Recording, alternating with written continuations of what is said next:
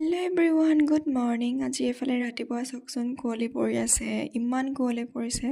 আপোনালোকৰ ফালে ক'বচোন, এইফালে মৰাণত ইমান কুঁৱলী এইবাৰ। আৰু গোটেই ৰাতিপুৱাৰ পৰিৱেশটো আপোনালোকক দেখাই আছোঁ।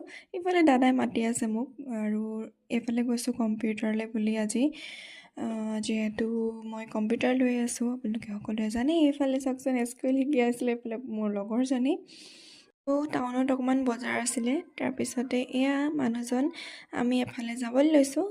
বৌহেঁতি আহি আছে বাৰু, কাৰণ মানে দেহা ভাগৰ আধাৰ কাৰ্ড উলিয়াবলৈ যাম, স্কুলৰ পৰা আনিবলৈ আহিছোঁ তাক। আৰু এইফালে চাওকচোন কিনো কৰি আছে সিহে জানে।